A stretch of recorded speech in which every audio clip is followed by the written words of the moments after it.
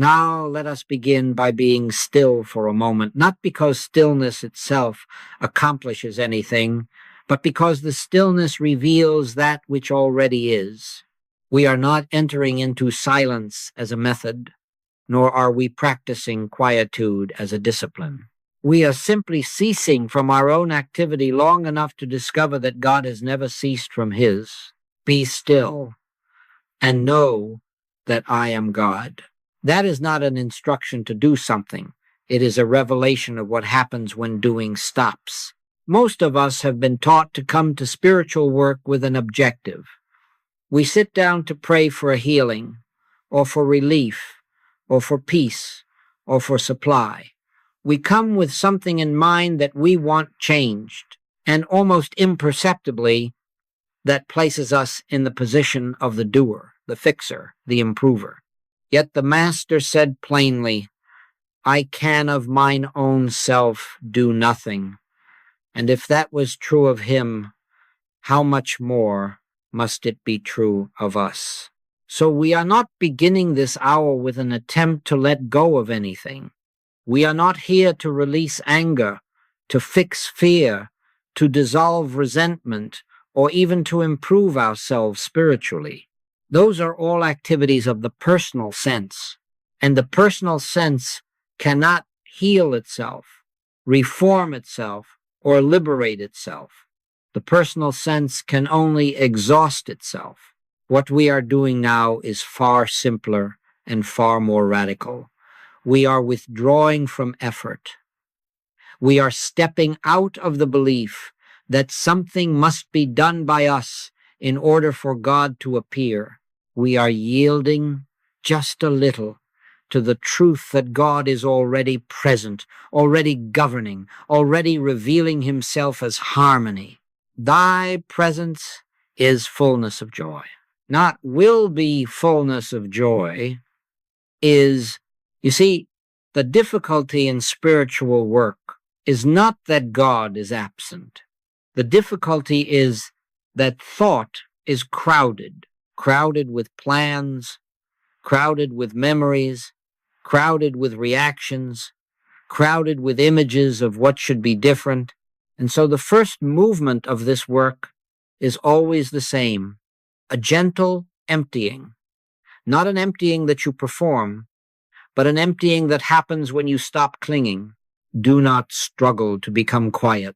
That is only another form of effort. Simply notice that you are not required to carry the weight of the world at this moment. You are not required to solve your life. You are not required to fix anyone else. Cast thy burden upon the Lord, and he shall sustain thee. Not because you are weak, but because he is God. Now, if thoughts arise, do not condemn them. Condemnation only strengthens the sense of separation. If thoughts arise, let them pass as clouds pass across the sky. You are not the cloud, and you are not even the sky. You are that awareness in which the sky itself appears. And even that awareness is not personal. It is the activity of the Father within. We are not here to analyze truth. We are here to feel our way into it. For truth realized is not a thought. It is a state of consciousness. And that state cannot be reached by striving. It is entered only by surrender. Jesus did not say, think your way into the kingdom of God. He said, the kingdom of God is within you. Within you, not at the end of effort, not at the end of years of study, not at the end of purification. Within you now. And the only thing that obscures it is the belief that you must first become something else. So let us rest from becoming. Let us rest from improving. Let us rest even from trying to let go. For it is not by might nor by power, but by my Spirit, saith the Lord. In this stillness, something very subtle begins to happen. The personal sense loosens its grip. The mind stops reaching outward. The will stops pushing.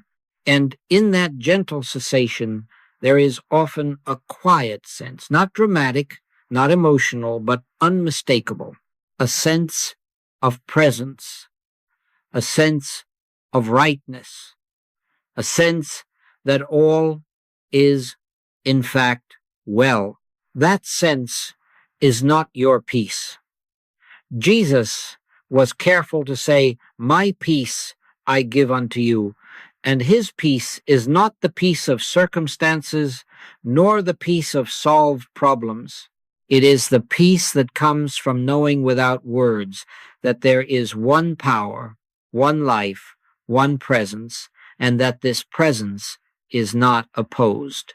Remain here for a moment, not watching for results, not waiting for feelings, simply consenting. Speak, Lord, for thy servant heareth.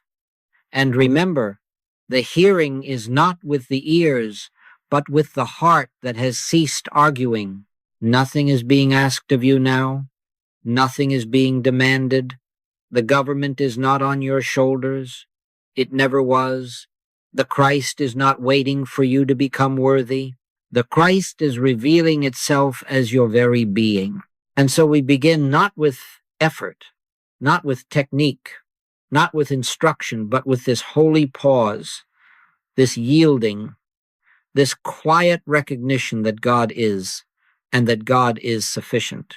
Now, having entered this stillness, it becomes necessary, very necessary, to correct a misconception that quietly follows many sincere seekers onto the spiritual path. And this correction is not given to discourage you, but to free you. It is not given to take something away from you, but to remove a burden you were never meant to carry. Letting go is not a method. It is not a technique. It is not a psychological exercise. It is not a mental process by which you persuade yourself to feel differently. And above all, it is not something you do. That statement alone may come as a shock because the human mind is always searching for a way, some steps to follow, some inner maneuver, some formula that, if properly applied, will bring peace. But every formula belongs to the realm of personal effort.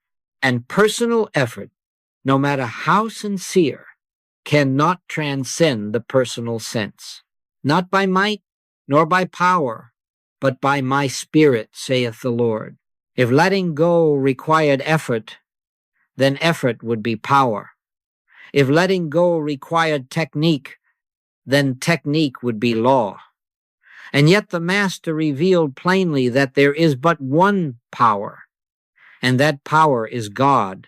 Anything that claims authority apart from that is idolatry, even when it wears spiritual clothing. Now observe this very carefully. When people say, "I am trying to let go," what they usually mean is, "I am struggling with something that I believe has power over me." And the struggle itself is the evidence of the belief. You never struggle with that which you know has no power. You do not struggle to let go of last year's newspaper. You do not struggle to release a dream you had last night. Why? Because you do not believe they govern your life. And so it is not the emotion, the memory, or the condition that binds you. It is the belief that it possesses authority. Here, then, is the correction. Letting go is not an act of will. It is the withdrawal of belief. Jesus never taught his students how to wrestle sin into submission. He never instructed them to battle disease, conquer fear, or overcome evil. He simply refused to grant reality to any power apart from God. "Who did sin?" he asked. "I find no fault in him. The maid is not dead, but sleepeth. Pick up thy bed and walk." Always the same consciousness, no acknowledgement of opposing power. And this is why mental and emotional techniques eventually exhaust people. They keep the false assumption intact that something is real, powerful, and dangerous, and that you must manage it. But Christ consciousness begins with the opposite premise. that God is the only power, and therefore nothing else requires management. Now understand this clearly. We are not denying that emotions appear. We are not pretending that thoughts do not arise. We are not claiming that human situations do not present themselves. But we are making a far more radical declaration. We are saying they do not govern. There is no power in heaven or on earth or beneath the earth but God. And once this is even faintly accepted, not argued, not analyzed, but accepted, something begins to loosen. The grip of fear softens, the urgency to fix dissolves, the compulsion to react diminishes. Not because you have mastered yourself, but because the false self is no longer enthroned. This is why all true spiritual release feels effortless. It is not dramatic. It is not forceful. It often comes quietly, like realizing you were holding your breath and have finally exhaled. You do not say, I have let go. You discover that there is nothing left to hold.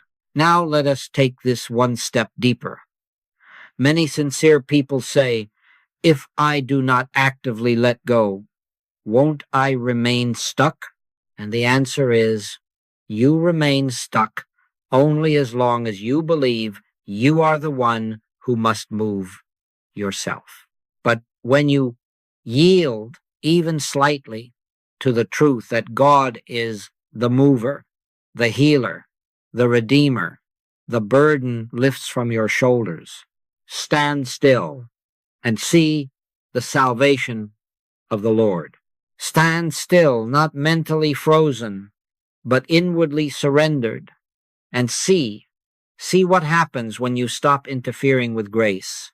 See what happens when you stop assigning power to your reactions, your history, your conditioning, your wounds. This is why the master could sleep in the storm. This is why he could face accusation without defense. This is why he could forgive without effort. He was not practicing a method. He was living in the realization that there is nothing to practice against. So as we move forward in this work, remember this correction and return to it again and again. The moment you feel strain, you have slipped back into personal effort. The moment you feel pressure, you have accepted a second power. And the moment you notice that, without condemnation, you can gently return to stillness and say, Father, thou hast never relinquished government. And in that acknowledgement, the letting go is already accomplished. Now that this correction has been made, that letting go is not a method, it becomes necessary to place words, teachings, and techniques exactly where they belong. Not to discard them, not to condemn them, but to restore them to their rightful function. For when anything is given a place it does not belong, it becomes a burden instead of a blessing. Words are not healers. Statements of truth are not healers. Techniques are not healers. They never have been, and they never will be. The healing work, the transforming work, the redeeming work is accomplished by realization. And realization is not produced by words, it is revealed through them when consciousness is ready. This is why Jesus did not repeat formulas. This is why he did not instruct his disciples in incantations. This is why he did not say, when sickness appears, say these words. Instead, he lived in a state of awareness so aligned with the Father that words arose naturally, effortlessly, and appropriately in the moment. The words that I speak unto you, I speak not of myself. Now, observe something very important. When a statement of truth is used to do something, it becomes a tool of the personal sense. But when a statement of truth is used to steady consciousness, it becomes a doorway. The same words, but a different function. If I say, God is the only power, and I say it to overcome fear, then I have already accepted fear as power. If I say it to fix a condition, then I have already believed the condition governs my life. But if I say it quietly, gently, simply to remind myself of what is true, then it lifts consciousness above the battlefield altogether. And from that lifted place, the battle disappears. This is why affirmations often fail, not because the words are untrue, but because they are misused. They are asked to accomplish what only realization can do, and realization cannot be forced. It arrives when resistance ceases. Except ye become as little children, ye shall not enter the kingdom of heaven. A child does not repeat words to make the sun rise. A child does not argue with gravity. A child rests in what is, and so the kingdom opens not to the clever, not to the disciplined, not to the advanced, but to the receptive. Now, do not misunderstand this. There is a place for study. There is a place for listening. There is a place for hearing truth spoken again and again. But their value lies in this. They lift you out of the hypnotism of appearances. They remind you temporarily of what you already know eternally. Words are scaffolding. They are not the building. And when the building stands, the scaffolding falls away of its own accord. How often have you noticed that the moment you truly feel peace, the words stop, the arguments stop, the affirmations stop. The mental activity ceases not because you have commanded it to cease, but because there is nothing left to say. When I am weak, then am I strong. Weak, not in the human sense, but weak in personal effort, weak in self-direction, weak in the belief that I must do something, and strong in the quiet assurance that God has never stopped doing everything. This is the great secret hidden in plain sight. The most powerful moment in spiritual work is the moment you stop working spiritually, when you stop trying to let go, when you stop trying to forgive, when you stop trying to heal, and simply allow yourself to be held in the awareness of presence. Now let us bring this directly into our theme. Many people say, I've tried letting go, but it doesn't last. And the reason is simple. They tried. They applied effort to something that requires surrender. They used words as levers instead of as lamps. Let words illuminate, not manipulate. Let scripture awaken, not coerce. Let truth be recognized, not wielded. Ye shall know the truth, and the truth shall make you free. Not use the truth, not apply the truth. Know it. And knowing in this sense is not intellectual agreement, it is a felt recognition, a quiet yes within. So as we move forward, you may hear words repeated, you may hear ideas restated. Do not try to do anything with them. Let them do what they are meant to do. Lift, soften, clarify, and then disappear. When words have fulfilled their purpose, silence takes over. And silence is not empty. Silence is full. In quietness and in confidence shall be your strength. And in that quiet confidence, the letting go you have been seeking is no longer something you pursue. It is something you discover has already occurred. Now we are ready, truly ready to define what letting go means. Not as the world uses the phrase, but as it is understood in spiritual consciousness. For until this is clearly seen, the seeker will continue to confuse surrender with effort and release with struggle.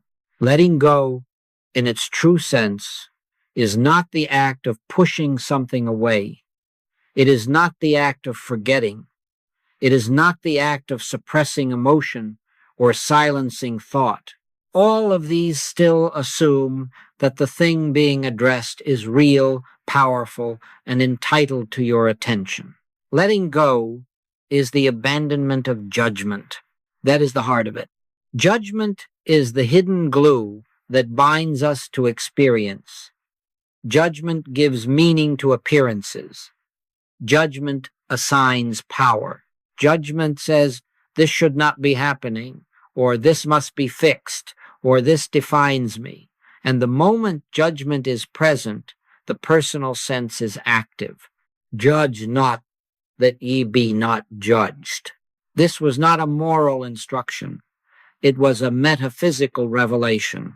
For to judge is to divide the world into forces, to believe in good and evil, right and wrong, health and disease, success and failure, peace and disturbance. And once divided, these opposites must wrestle.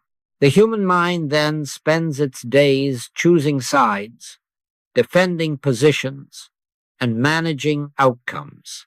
But Christ consciousness stands apart from this divided world. It does not take sides because it sees only one life, one power, one presence, and therefore it judges nothing because there is nothing outside God to judge. When you let go spiritually, you are not releasing a memory, you are releasing the judgment that memory has power. You are not dissolving fear, you are relinquishing the belief that fear has authority. You are not forgiving a person, you are surrendering the belief that a person has the capacity to separate you from God. Neither do I condemn thee. That was not sympathy.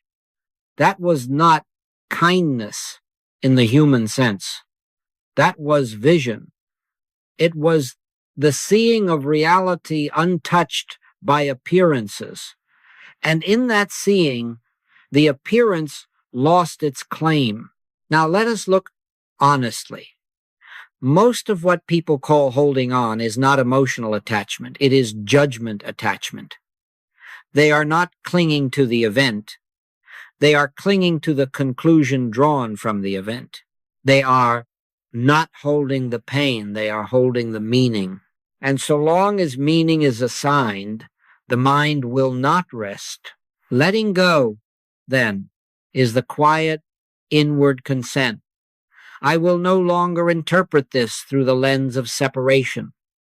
I will no longer tell myself a story about power apart from God. I will no longer keep score, rehearse, blame, or justify reaction. This is why forgiveness and letting go are one and the same in spiritual truth. Forgiveness is not an act toward another, it is the release of judgment within oneself. It is the end of interpretation. Love thinketh no evil. Notice, it does not say love overcomes evil. It says love does not think it. Where love is, evil is not named, and what is not named cannot rule. Now, do not misunderstand this. Letting go does not mean you approve of human behavior. It does not mean you invite harm. It does not mean you remain in situations that violate wisdom. It simply means you are no longer governed by reaction. You may act, but you do not react. You may move, but you are not driven. You may speak, but you do not strike. The difference is consciousness. When judgment is gone, reaction has nothing to stand on. This is why Christ consciousness is always described as peace, not because circumstances are perfect, but because there is no longer an inner tribunal arguing the case. Great peace have they which love thy law, and nothing shall offend them. Nothing shall offend them, not because they are numb, but because offense requires judgment, and judgment has been relinquished. So when we speak of letting go, we are speaking of this inner release from the role of judge, judge of others, judge of conditions, judge of yourself, and especially judge of God's universe. For the greatest judgment of all is the belief that God's creation is flawed and must be corrected by human effort.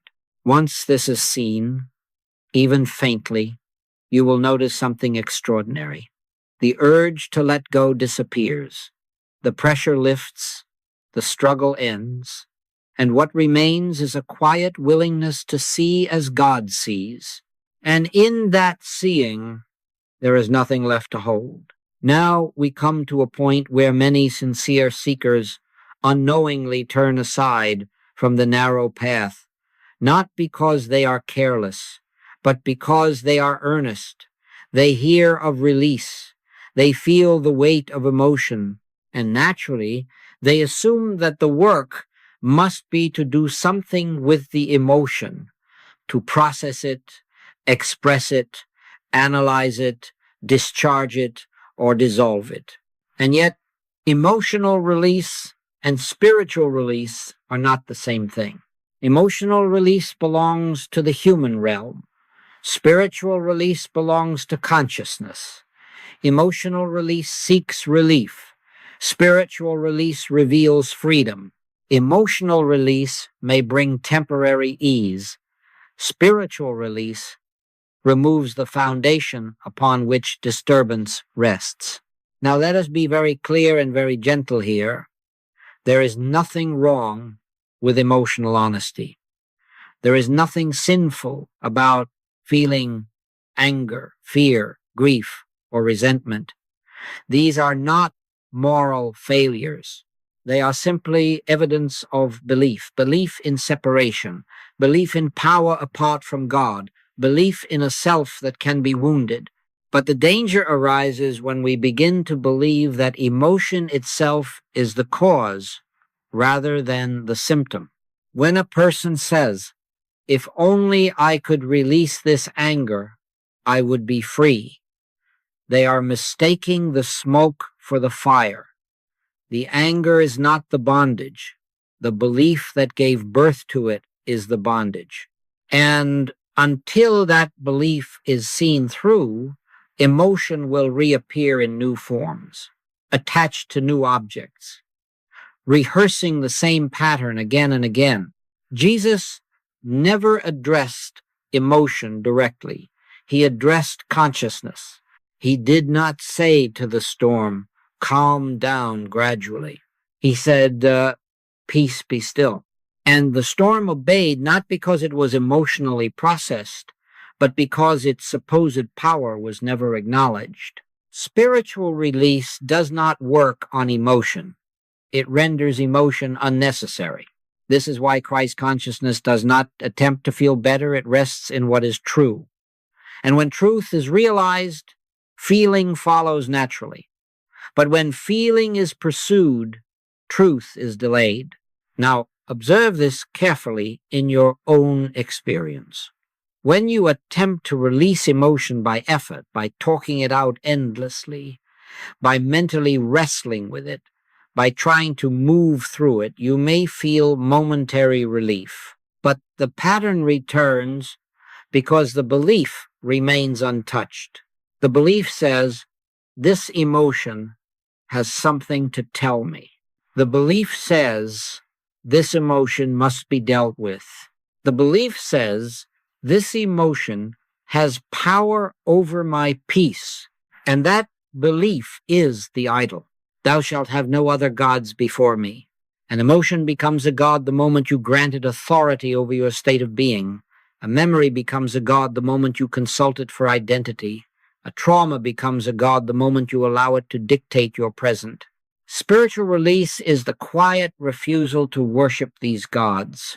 Now, do not confuse this with repression. Repression pushes something down while still believing in its power.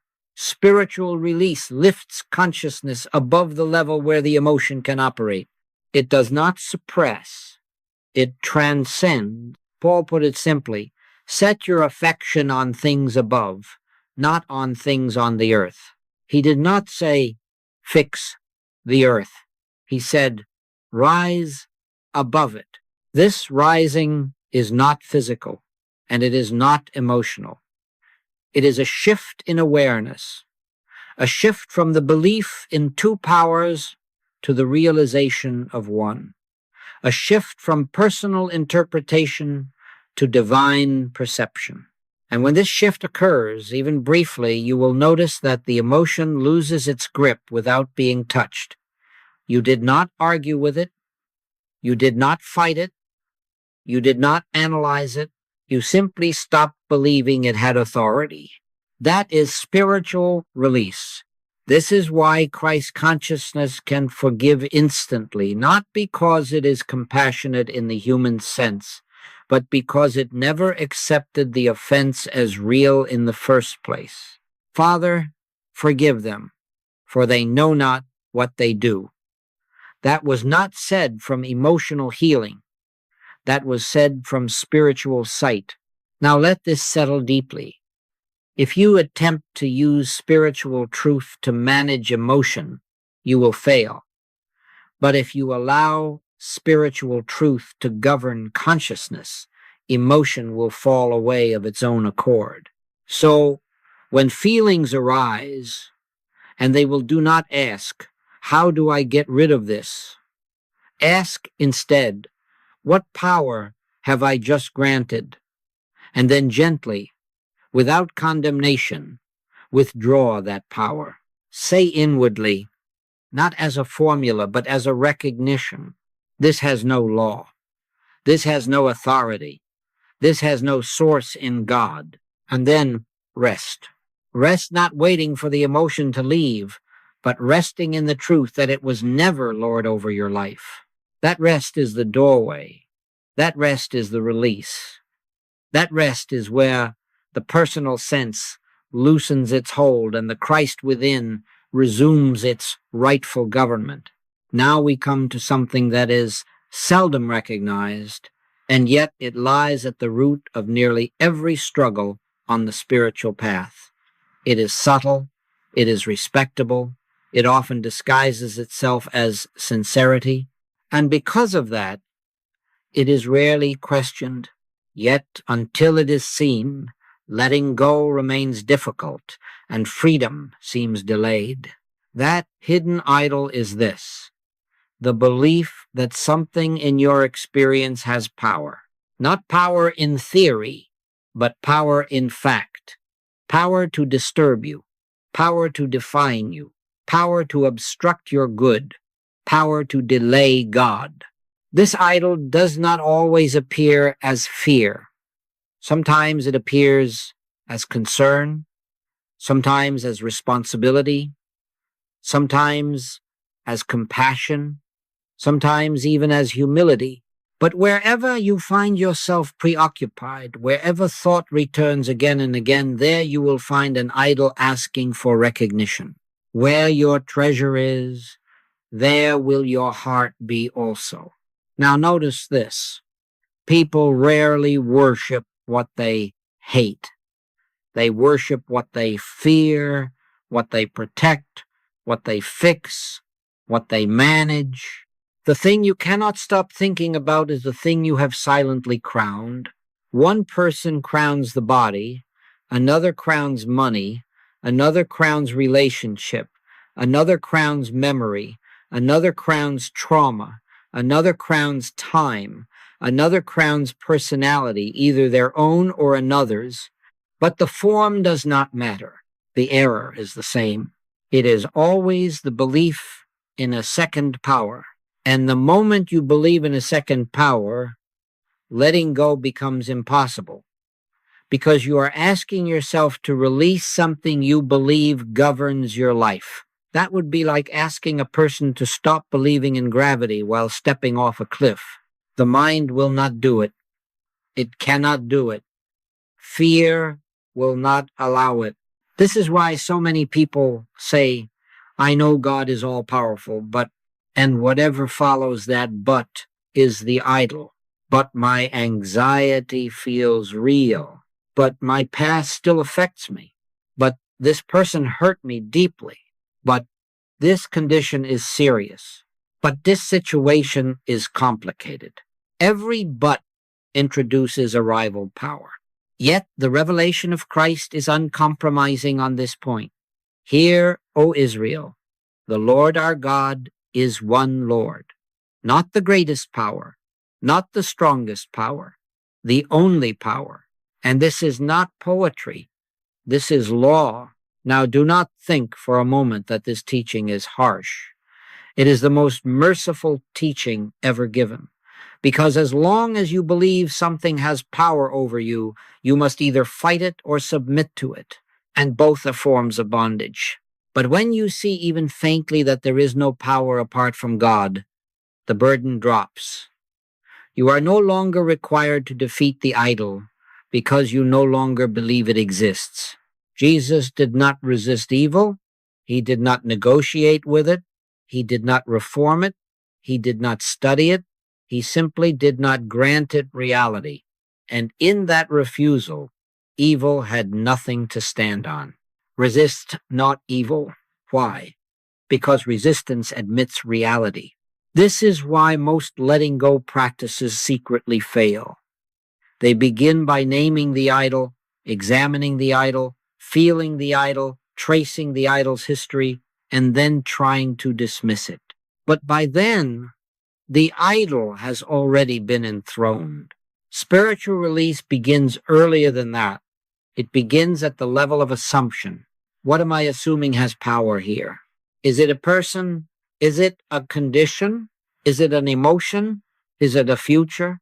Is it a past? And the moment that question is honestly asked, not to fix, not to analyze, but to see light begins to break through, because truth does not need to argue. Truth only needs to be recognized. All things were made by him, and without him was not anything made that was made. If this is true, and it is, then nothing has origin, law, or authority apart from God. And that includes your fear. That includes your resentment. That includes your story. That includes your struggle to let go. Now, listen carefully. You are not being asked to deny your experience. You are being invited to deny its claim to power. There is a vast difference. The moment you stop believing that the idol governs your peace, you will notice something astonishing. The urge to let go vanishes because there is nothing left to release. You are not dropping something heavy. You are realizing you were never holding it. This is why true freedom never feels dramatic. It feels simple, quiet, almost anticlimactic. You wonder why you struggled so long, and you realize it was never the thing itself, it was the belief about the thing. So as we move forward, remember this. Do not ask yourself how to let go. Ask instead, where have I granted power? And then gently, without self-condemnation, without effort, withdraw that consent. In that withdrawal, the idol dissolves. And where the idol stood, God is revealed. Now we come to the first great pillar upon which all spiritual release rests. Without this, the teaching of one power cannot be lived. Without this, impersonalization cannot occur. Without this, letting go remains an idea instead of a state of being. That pillar is divine love. And immediately we must remove a misunderstanding. Divine love is not human affection. It is not liking people. It is not approving behavior. It is not warmth of feeling, nor is it emotional tenderness. Divine love is not something you generate. It is something you recognize. Divine love is the capacity to see without judgment. Judge not after the appearance, but judge righteous judgment. And righteous judgment, in this sense, is no judgment at all. The human mind is trained to evaluate everything it sees, good or bad, right or wrong, deserving or undeserving, safe or dangerous. And this habit of judgment feels so natural that we rarely question it. Yet judgment is the very mechanism by which separation is maintained. The moment you judge, you divide. The moment you divide, you create opposing forces. And the moment you create opposing forces, you must choose sides. Christ consciousness does not choose sides. It stands above the battlefield. Now, let us be very honest. Most people do not struggle to let go because they are holding on to pain. They struggle because they are holding on to judgment. Judgment of others. Judgment of situations. Judgment of themselves. Judgment of how life should have unfolded. And judgment always carries a sentence. This person wronged me. This should not have happened. I should be further along. I failed. They failed. Each of these is a verdict, and every verdict demands enforcement. So long as judgment remains, the mind will continue to replay the case, seeking justice, vindication, or closure. And peace will remain out of reach, not because God withholds it, but because judgment blocks awareness of it. Jesus revealed a different way. To the sinner, he said, "Neither do I condemn thee." To the accusers, he said nothing. To the law, he bowed to no authority but God. This was not moral leniency. It was spiritual vision. He did not see a sinner trying to become holy. He saw holiness appearing as man. He did not see a human being in need of reform. He saw the Christ temporarily obscured by belief. And this seeing is divine love. Divine love does not fix people. Divine love does not improve people. Divine love does not analyze people. Divine love beholds. To as many as received him, to them gave he power to become the sons of God, not by effort, not by correction, but by reception. Now, this must be applied inwardly as well. Many people who speak of letting go are harsh judges of themselves. They condemn their progress. They measure their spirituality. They criticize their reactions. And all the while, they wonder why peace eludes them. But self-judgment is still judgment, and judgment, no matter its target, keeps the personal sense alive. For with what judgment ye judge, ye shall be judged. If you judge yourself as limited, struggling, failing, you will experience limitation, struggle, and failure, not as punishment, but as law, the law of divided consciousness. Divine love begins the moment you stop holding anyone, including yourself, on trial. This does not mean you ignore wisdom. It does not mean you deny growth. It means you withdraw condemnation. It means you cease assigning moral or spiritual weight to appearances. You may still act. You may still choose. You may still walk away from what is harmful, but you do so without hatred, without resentment, without inner argument. You do so from peace, not reaction. That is divine love in action. Now, here is the miracle of this first pillar. The moment judgment ceases, power disappears from appearances. Offense loses its sting. Memory loosens its grip. Fear softens. The compulsion to let go fades because nothing is pressing against you anymore. This is why forgiveness is not something you do. It is something that happens when judgment ends. Love covers a multitude of sins, not by hiding them, but by refusing to see them as reality. And so as we proceed, remember this. Every time you feel stuck, ask not, what must I release? But rather, where am I still judging? And then, gently, without effort, let that judgment fall away, not by force, but by vision. For when divine love is present, nothing remains to be released. Now we must turn this light inward, because for many on the spiritual path, the most persistent form of judgment is not directed at others, it is directed at oneself. And until this is uncovered and gently dissolved, the sense of struggle will continue, no matter how much truth is studied or spoken. Self-condemnation is not humility. Self-criticism is not honesty. Self-judgment is not spiritual discernment. They are all subtle ways of keeping the personal sense alive. When a person says, I should be further along, or I know better than this, or why do I still react this way? They believe they are being sincere, even responsible. But what they are actually doing is holding the human sense of self on trial, measuring it, correcting it, disciplining it, as though that self were the author of spiritual life. Yet the revelation of Christ says something very different. I live, yet not I, but Christ liveth in me.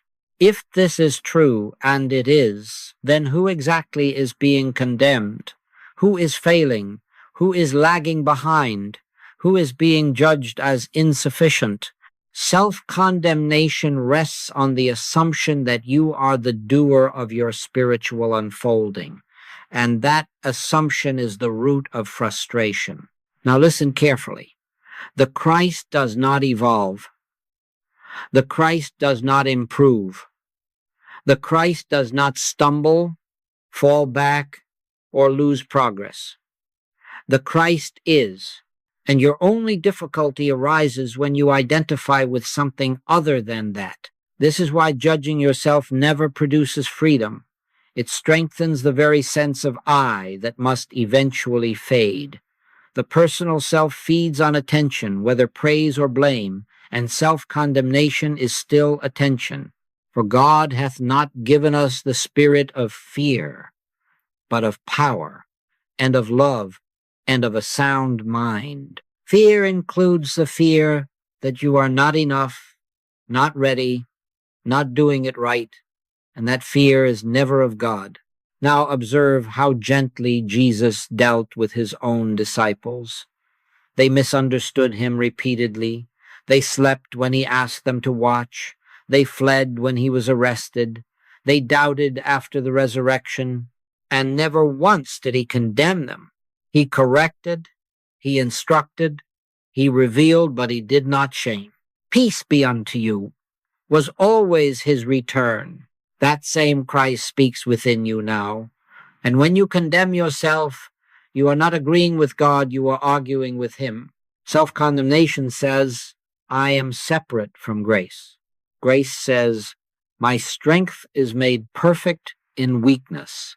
And weakness here does not mean moral failure.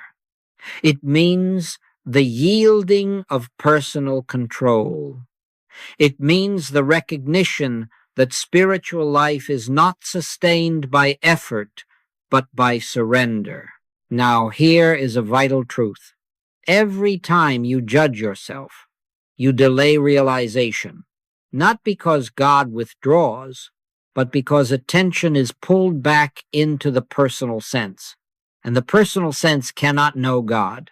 Therefore, the most compassionate act you can perform for yourself is to stop monitoring your spiritual state, stop grading your progress, stop measuring your peace, stop asking whether you are doing it right. These questions never come from the Christ. They come from the personal sense seeking relevance. Jesus said, take no thought for your life, and that includes spiritual life. Your work is not to manage your unfoldment. Your work is to stop resisting it. The unfoldment is already underway, already governed, already complete in principle. He which hath begun a good work in you will perform it. You are not required to push yourself forward.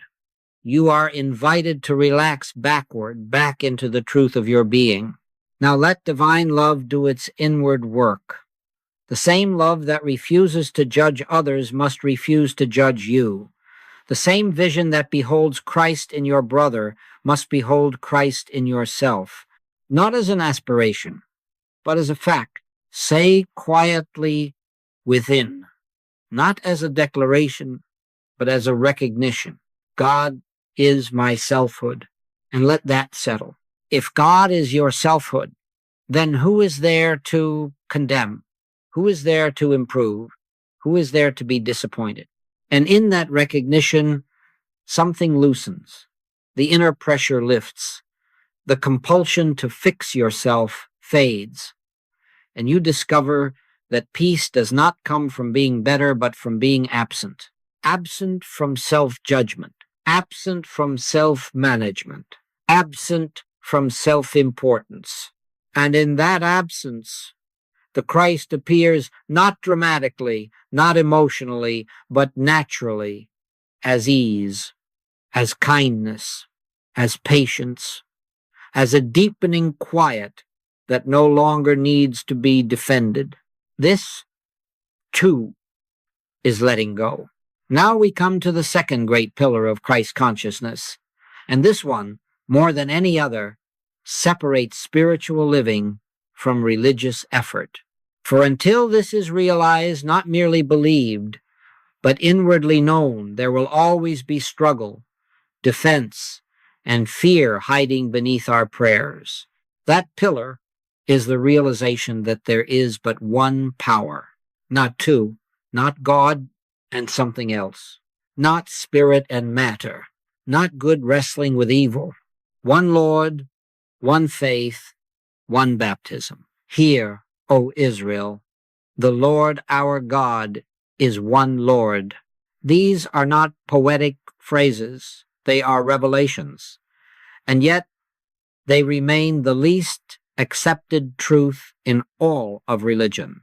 For most people, even sincere, devoted seekers, God is still one power among others, a greater power, perhaps, a higher power, surely, but still competing with disease, sin, circumstance, economy, heredity, climate, accident, and time. And so prayer becomes an attempt to persuade God to intervene in a universe already believed to be governed by opposing forces. But Christ consciousness does not pray that way. Jesus never prayed against anything. He never treated disease as an enemy. He never treated sin as a force. He never treated death as an authority. The maid is not dead, but sleepeth. Lazarus sleepeth. Neither hath this man sinned, nor his parents. These are not denials in the human sense. They are not optimistic affirmations.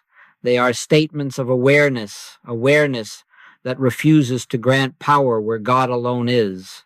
Now, understand this clearly. Whatever you fear, you have given power to. Fear is the acknowledgement of a second authority.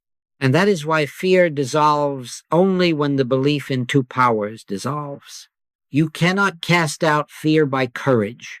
You cannot overcome fear by discipline. You cannot suppress fear by positive thinking. Fear ends only when the object feared is seen to have no power. And that seeing is not mental, it is spiritual. Jesus did not resist evil. He ignored its claims, not carelessly, not arrogantly, but because he did not perceive it as real power. He did not struggle with the storm. He spoke from dominion. He did not analyze the loaves and fishes. He gave thanks. Gratitude is always the sign of one power consciousness. Gratitude appears only when struggle has ended. Now here is the subtle point that must be grasped. To believe in God as the only power does not mean to deny appearances mentally.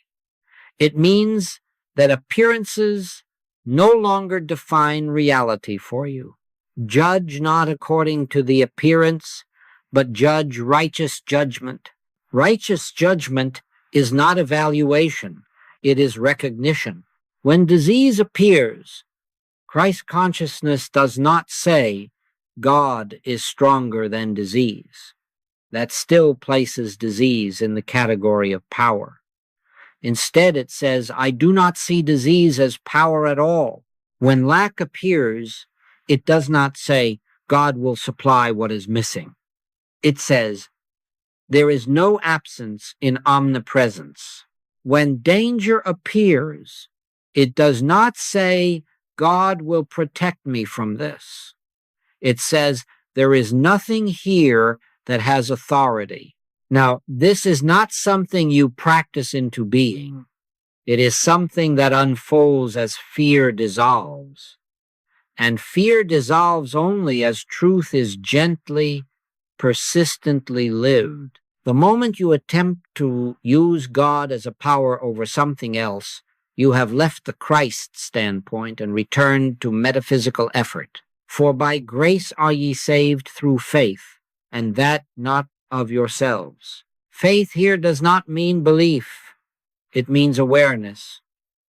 It means resting in the certainty that God is not responding to conditions. God is the condition.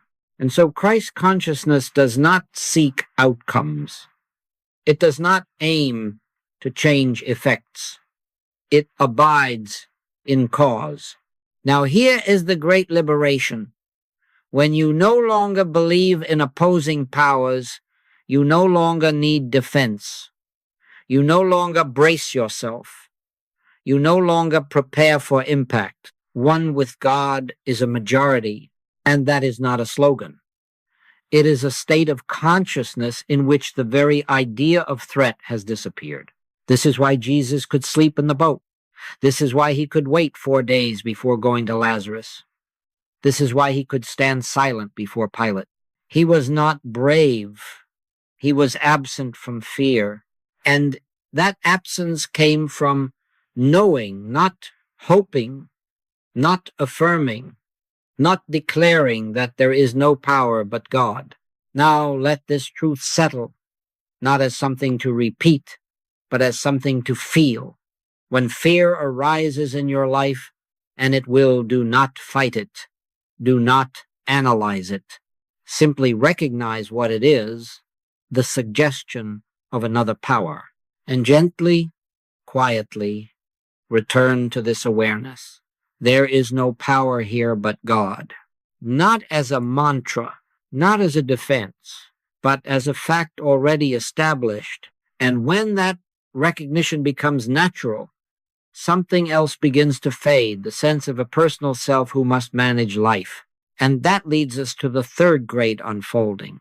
Now we arrive at that point in the unfoldment where words become almost inadequate, because what is being revealed is not something to be achieved, but something to be lost. Not something added to consciousness, but something gently taken away. This third unfolding is the disappearance of the personal sense of I, not its destruction, not its condemnation, not its struggle for improvement, its quiet fading.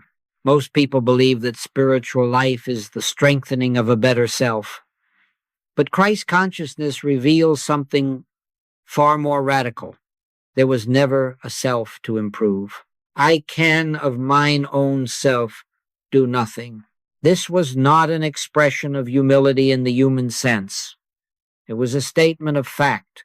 Jesus was not disclaiming responsibility. He was revealing identity. So long as there remains a sense of, I am the one doing this spiritual work, there will also remain effort, anxiety, pride, disappointment, and fear.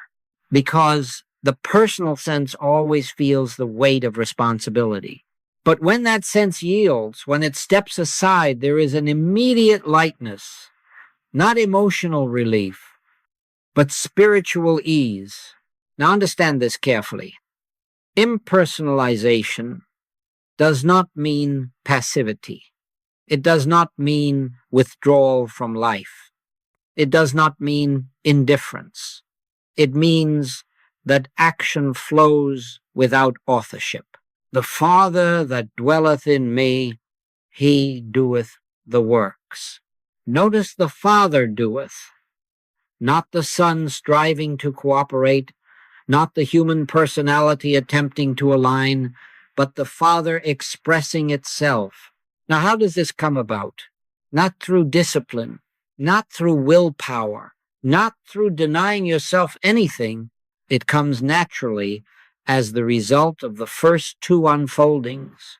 When you no longer judge because you see spiritually, and when you no longer fear because you know there is one power, the personal sense has no function left to perform.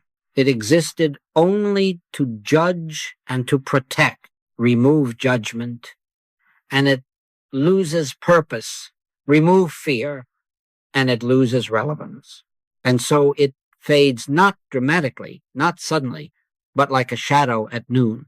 This is why spiritual growth often feels like less effort, not more, less urgency, less mental activity, less concern about outcomes. You begin to notice that life is happening through you, not because of you. Words come when needed.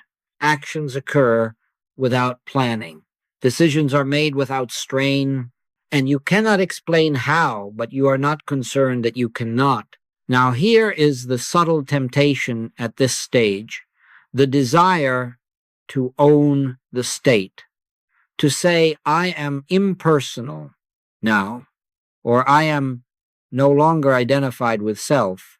The moment that thought arises, the personal sense has returned quietly, politely, dressed in spiritual language.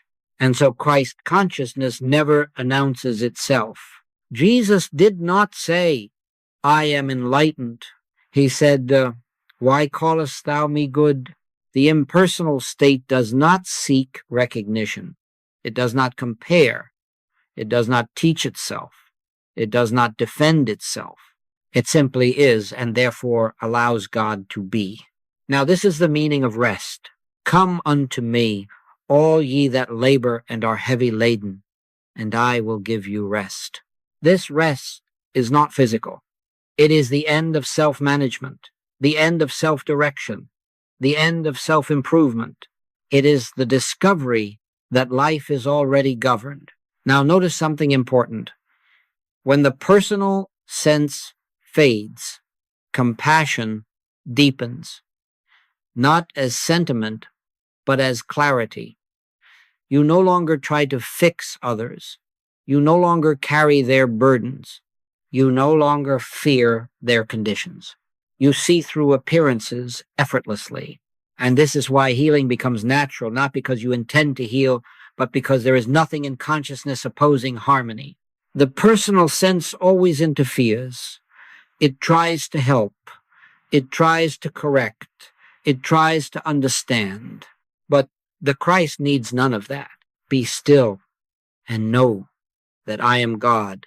Stillness here does not mean silence of sound. It means the absence of interference, the absence of commentary, the absence of personal intention. And in that stillness, harmony appears not as a result, but as a revelation. Now, do not attempt to make this happen. That would only strengthen the sense you are meant to outgrow. Instead, notice gently, where am I still trying to manage? Where am I still afraid of outcomes? Where am I still identifying with responsibility? And without judgment, without correction, let those places soften. Because the Christ does not arrive by force. It reveals itself when resistance ends. And so the final work is not effort, but allowance, which brings us to the heart of practice, not doing, but resting. Now we come to that place which every seeker longs for, though few recognize it when it appears, the place of rest. Not rest from activity, but rest from effort. Not rest from responsibility, but rest from selfhood. This rest is not something you enter by discipline. It is something you discover when resistance ceases. To him that entereth into rest, he also hath ceased from his own works. Notice, not ceased from works, but from his own works, from personal authorship, from the sense that life depends on your vigilance. Most spiritual effort is an unconscious attempt to help God, to remind him, to guide him, to assist him in managing your life. But the Christ reveals a shocking truth. God needs no assistance. The government shall be upon his shoulder. And the moment you truly hear that, not intellectually, but inwardly, you begin to relax. The tension in prayer dissolves. The urgency in meditation softens. The need to get somewhere spiritually fades. You sit in silence, not to attain peace, but because peace is already present.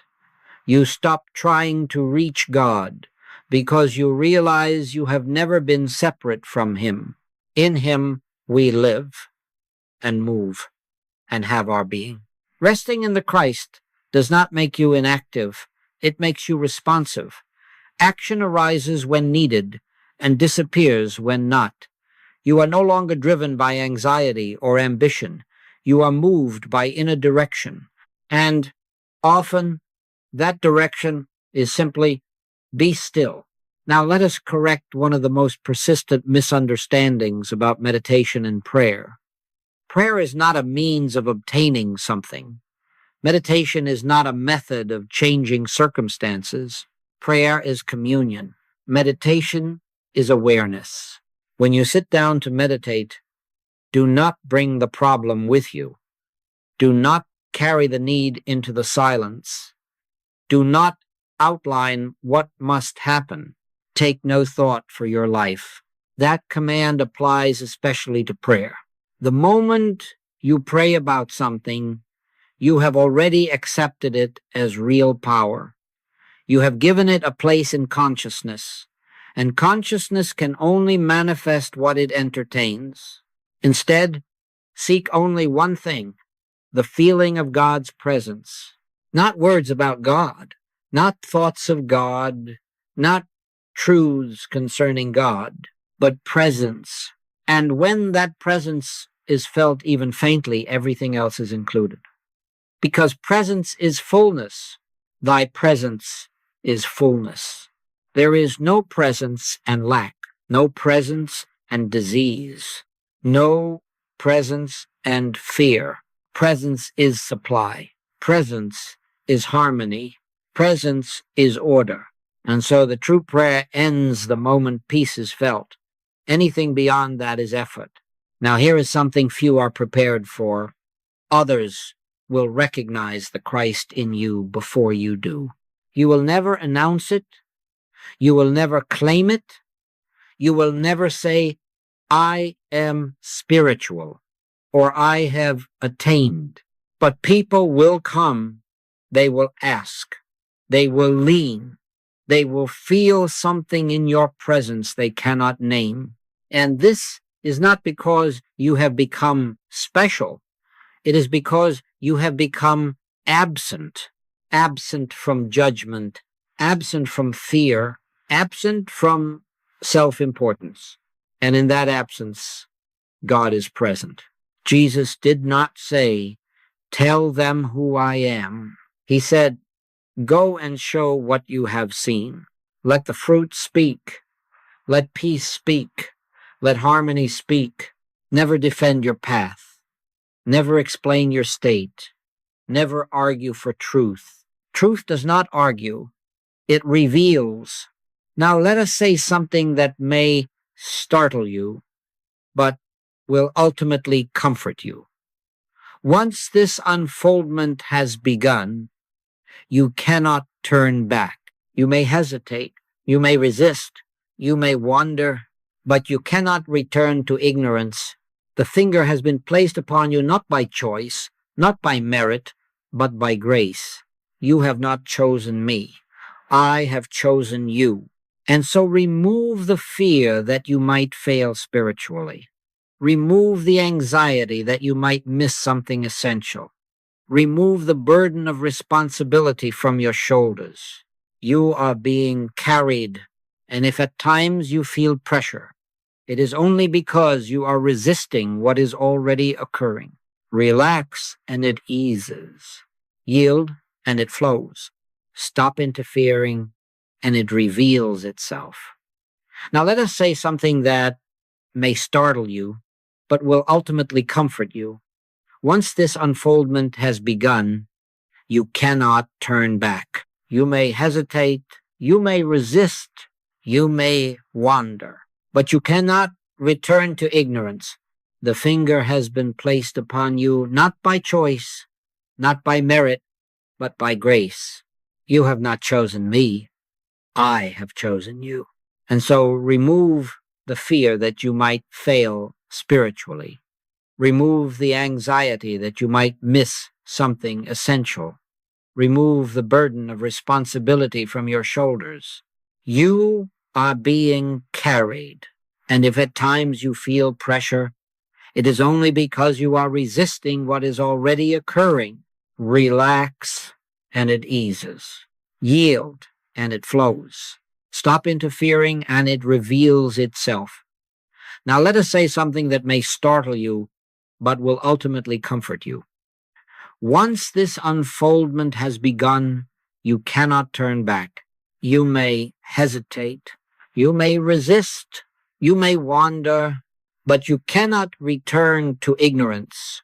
The finger has been placed upon you not by choice, not by merit, but by grace. You have not chosen me. I have chosen you. And so remove the fear that you might fail spiritually. Remove the anxiety that you might miss something essential. Remove the burden of responsibility from your shoulders. You are being carried. And if at times you feel pressure, it is only because you are resisting what is already occurring. Relax and it eases. Yield and it flows. Stop interfering and it reveals itself. Now, let us say something that may startle you, but will ultimately comfort you. Once this unfoldment has begun, you cannot turn back. You may hesitate, you may resist, you may wander, but you cannot return to ignorance. The finger has been placed upon you not by choice, not by merit, but by grace. You have not chosen me. I have chosen you. And so remove the fear that you might fail spiritually.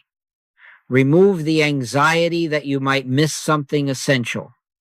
Remove the burden of responsibility from your shoulders.